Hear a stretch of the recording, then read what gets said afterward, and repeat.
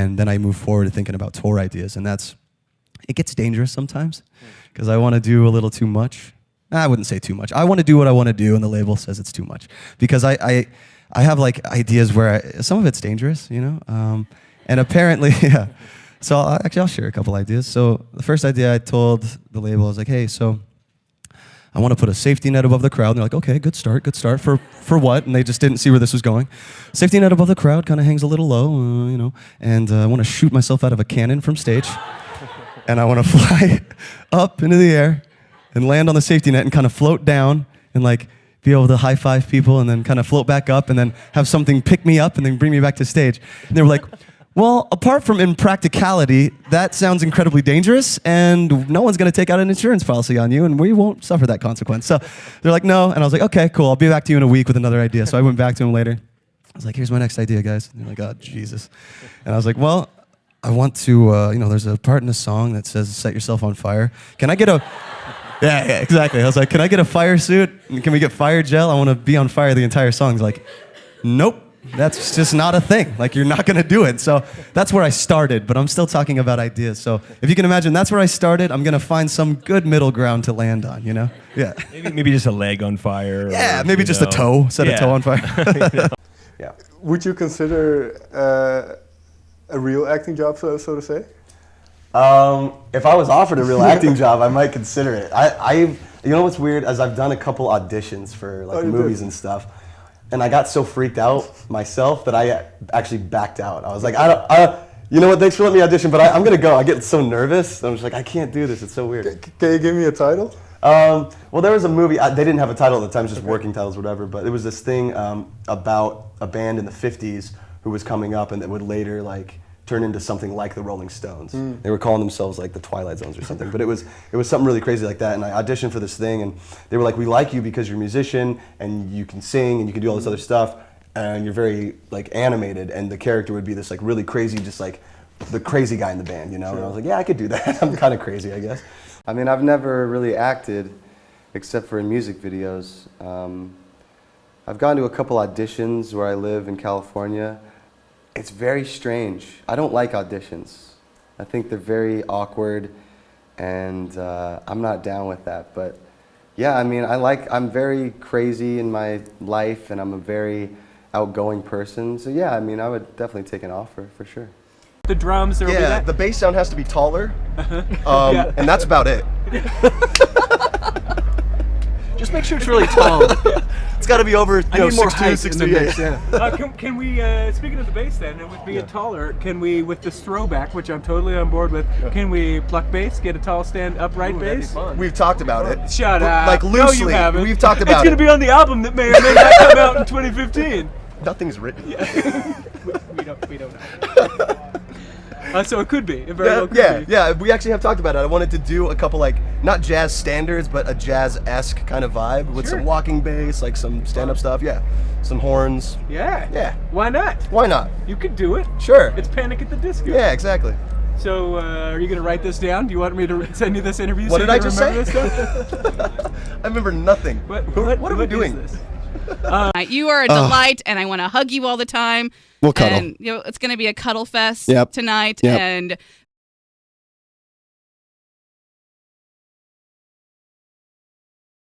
let's say like Dave Grohl. He'd be awesome. Love for him to play drums. He's a phenomenal drummer. And then, yeah, I would cut everybody's hair for like the first 2 years of tour. I cut everybody's hair in the band, and I don't do that anymore. I'm really glad, because I was not very good. So you didn't? Yeah, everybody that surrounds me is involved in some way. I have a belief that anybody I come in contact with, you included, anybody that you meet, anyone you talk to, will later be an inspiration for something. It may be subconscious, or you might not even know that it happened that way, but every interaction you have, it kind of has this butterfly effect. Like if you didn't meet that person, you probably wouldn't have written this thing, you know? Of course, yeah. I just think that that's really interesting. I like that theory. So yeah, I believe that pretty aggressively that's the case. You're the last one in the band, the only one. So how did you manage to keep up everyone? I love that. Thank you. I'm still here. Yeah, yes, spasiba. So I don't know, like, it's so weird, like over time it just happened, but from the beginning I always assumed it was going to be the same 4 guys forever. So I think I kind of took that for granted, but you know, over time, everybody found that they wanted to do something else, and that never changed for me, wanting to do Panic at the Disco, because this is everything for me. I have so much fun doing it, and I have so much fun meeting fans and playing shows that it's given me everything I've ever wanted in terms of happiness. I love to tour around the world. You love to be play for alone. I love to be alone. Yeah. I love meeting fans, and just Panic gives me an outlet to create whatever I want to. And now that it's just me, I really get to do whatever I want, and it's awesome. 10 days to what? To leave, like your last 10 days. Oh, my last 10 days.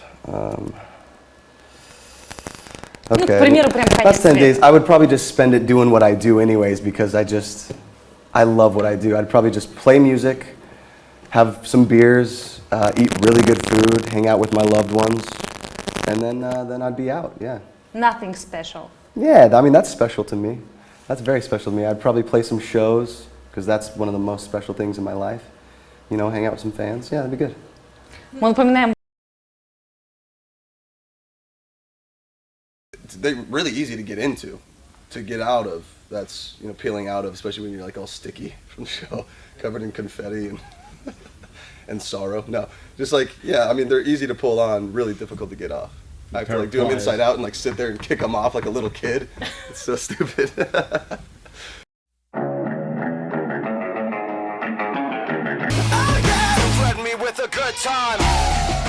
Oh no, there was a bad one. All right, here's one.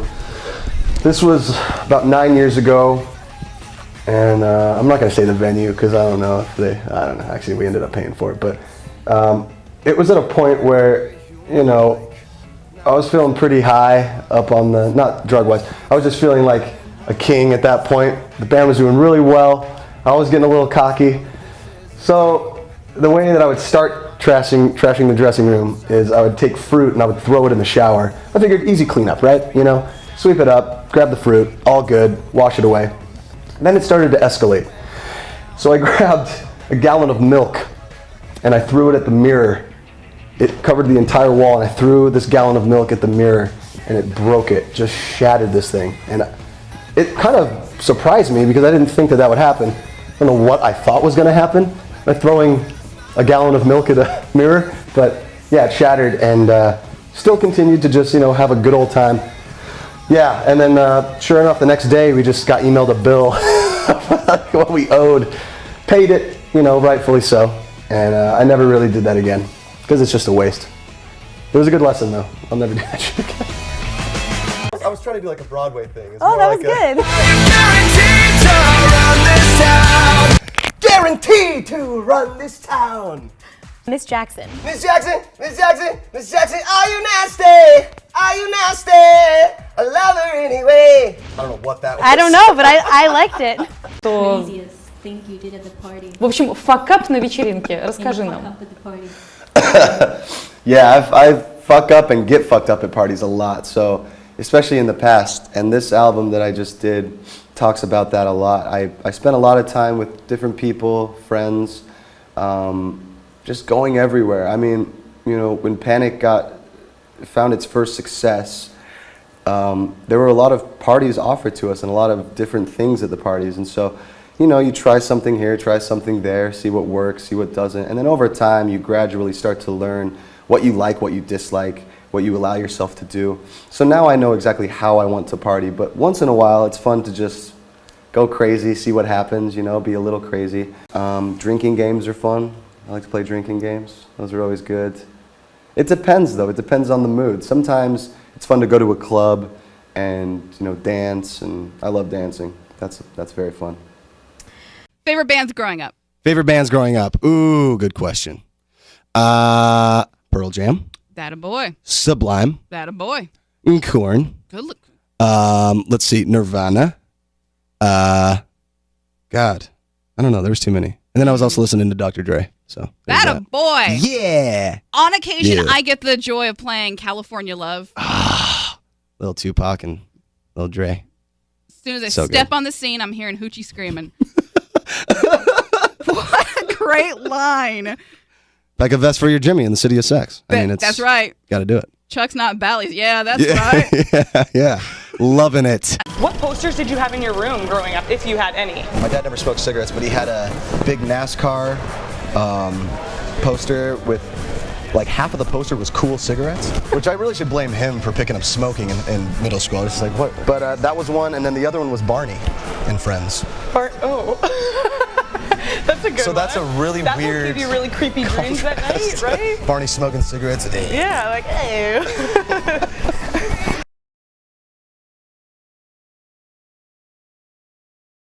Almost. Yeah, last night was the closest I got with the pyro because, the stage was like every stage is different for these shows.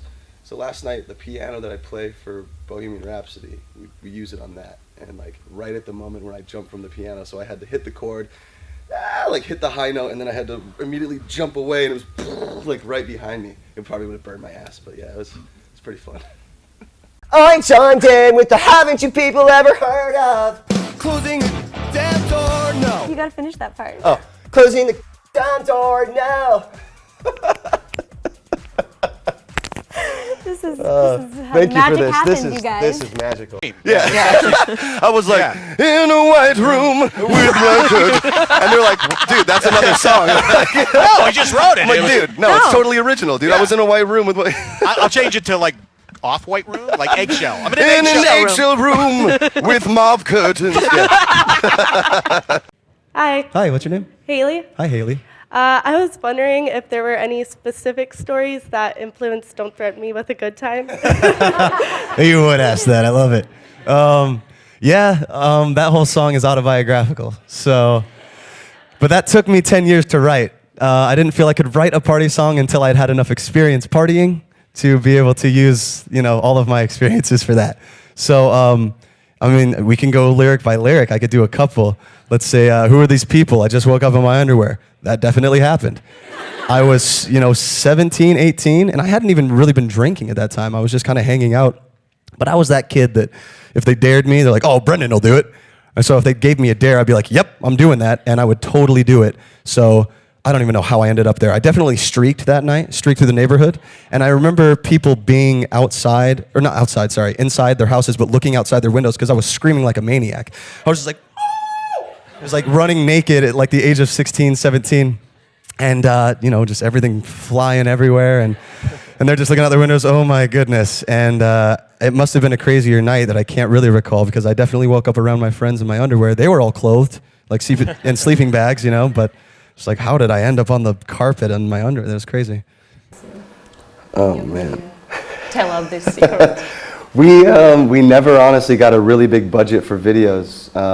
The first video we ever did was only about $30,000 American, which is not that much in terms of music videos, because at that time people were spending about $1.5 million on music videos, and we had nothing near that. So it more became about the idea of the video. I think the most we ever spent on a video was like $70,000 American, I think that was it, yeah. You're hearing good things about this tour, so thank you so much for coming over and talking to us. Thank you very again. much. Pleasure, guys. No poison ivy on that hand. It's okay. You're safe. Okay. None whatsoever. That's the only part of my body right there. You are safe. Thank you, sir. You are safe. You are safe. All right, ladies and gentlemen, Cool. Brendon. Thanks again, guys. Thank you so much. Thank It's you. the Exit 105.9.